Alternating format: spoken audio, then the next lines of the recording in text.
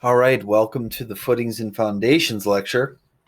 So what we need to do in this video is add in this foundation wall that lives sort of underground in our project.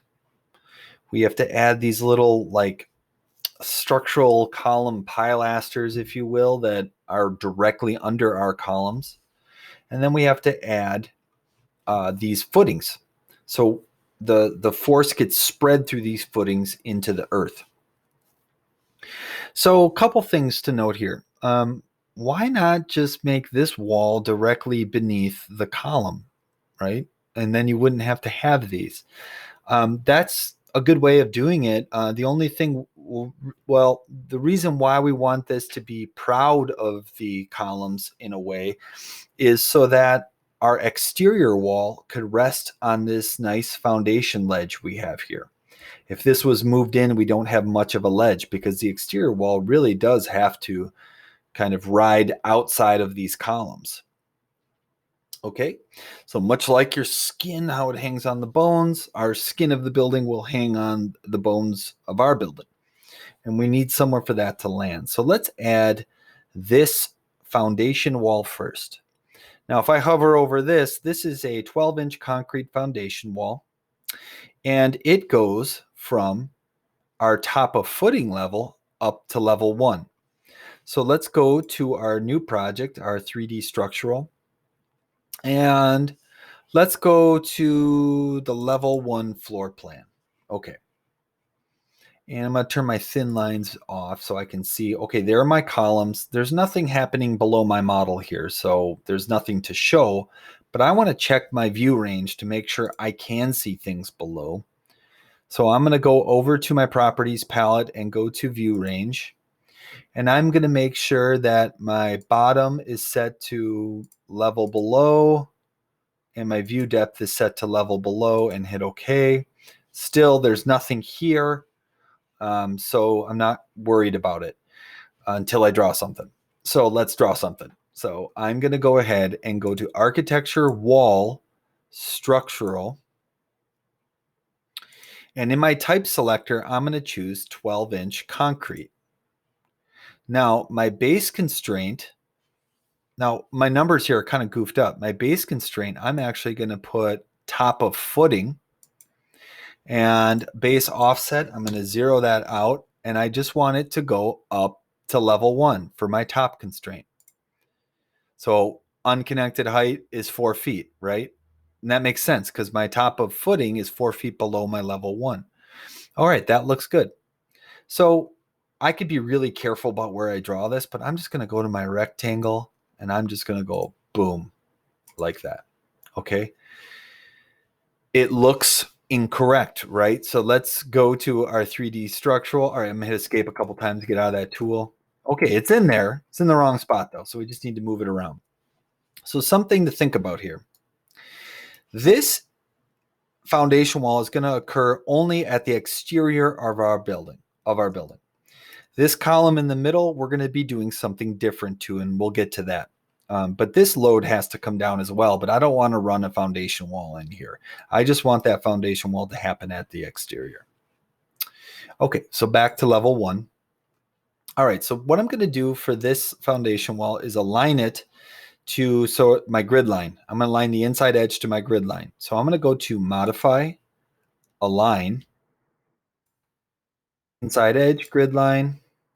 Oops, it moved my grid line, not the wall. Let's try that again. Click your grid line first, then do the wall. Grid line first, then the wall.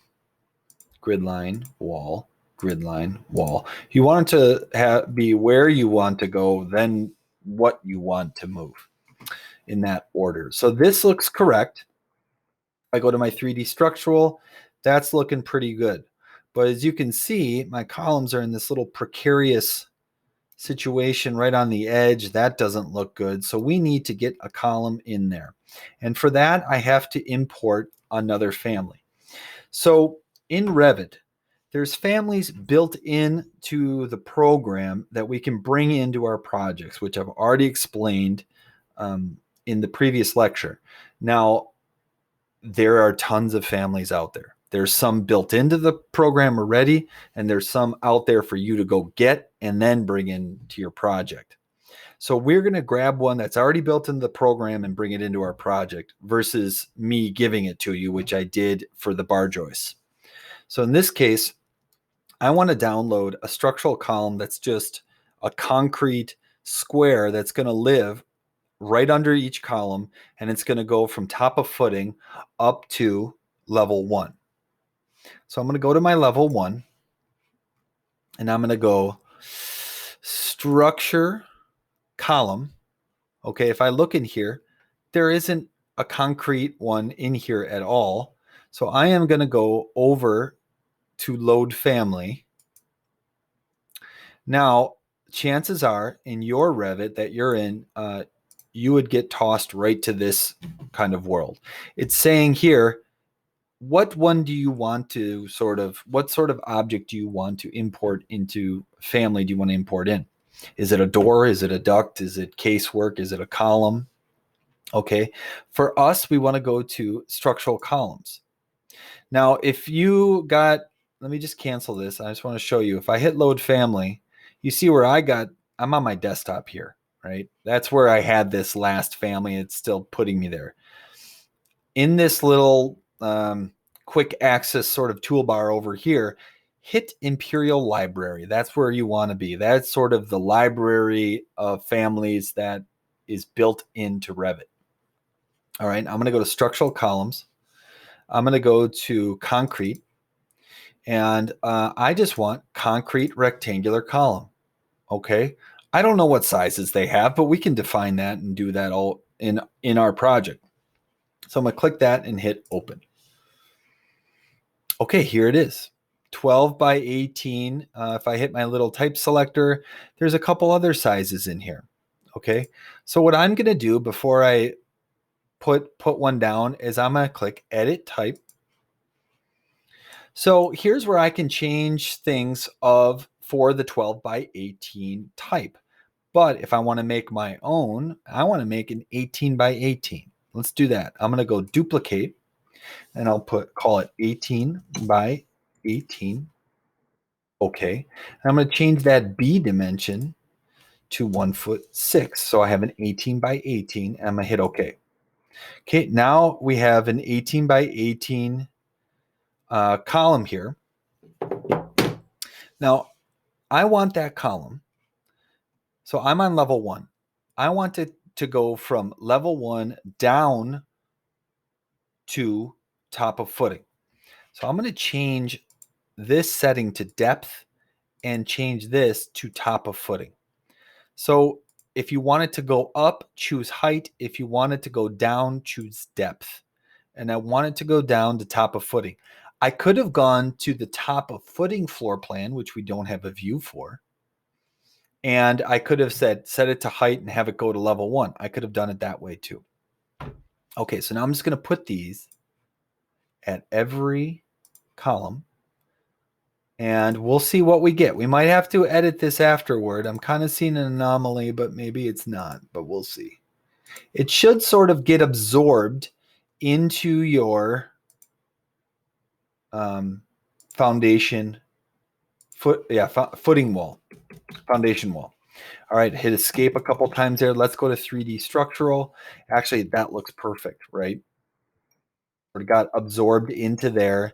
Here's where I was getting a little confused. If I go to level 1, I'm seeing the grid line there. So it kind of looks like there was a line in between the two, but it's just the grid line.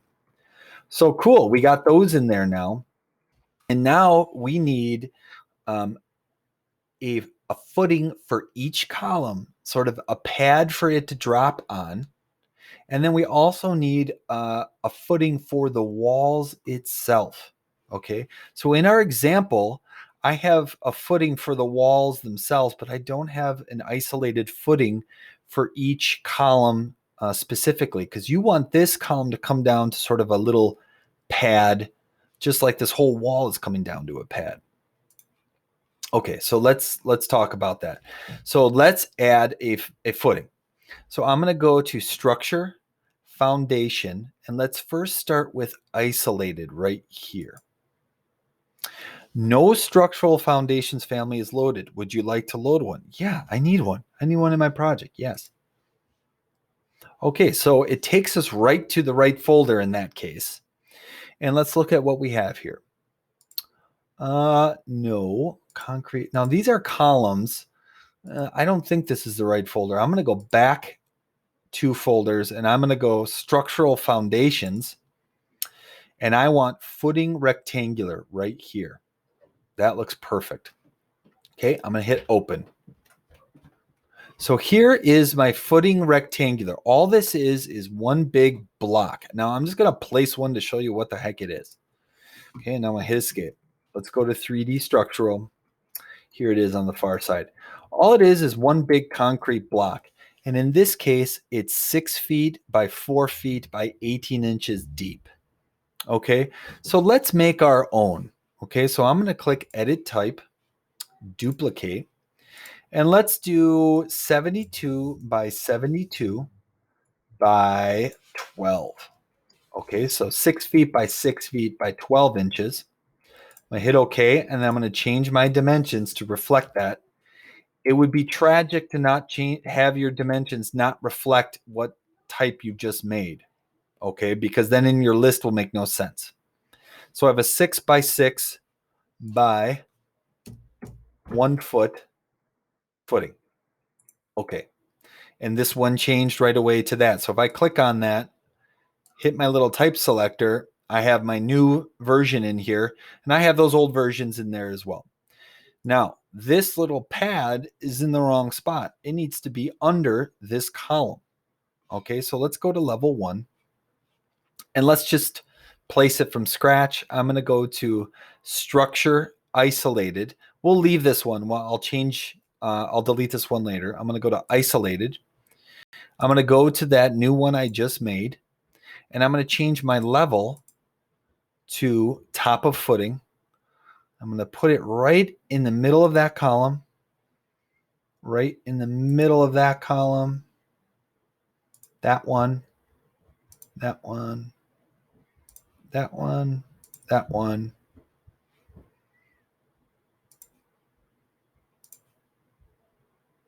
There we go. And then I'll delete this one. Let's look at 3D structural. Wow. This is looking pretty cool. And as you do your whole project, it's going to look really cool because you're really going to see your building come into life. So there we go. We have our column coming down to a concrete sort of structural column that lives in the ground down to the pad that disperses the load from all the weight up here. Okay, we're still missing one thing, and that is the footing that goes under this wall. Because if you recall, we're going to have a exterior wall that lives on top of this foundation wall, and the load of that wall needs to be dispersed as well, just like the load from these columns. Now this one's a lot easier. So I'm going to go to structure foundation instead of isolated. I'm just going to click wall. I'm going to leave the type that it's on, 36 inch by 12 inch. And I'm just going to click this wall, this wall, this wall, and this wall. And now we have that pad that lives under there. Okay, so I'm going to hit escape. And now we have our structure done, at least for the time being. We can, of course, change this structure as we see fit.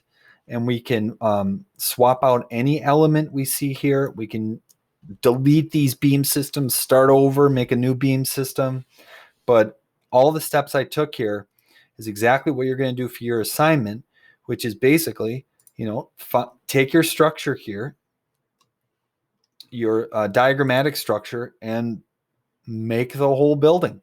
Okay, so put all your columns in, get your grid lines in, get everything set up into a beautiful structural model, much like I've created here just for part of our building. And then I'm going to create one more video just to show you exactly what to deliver for your assignment.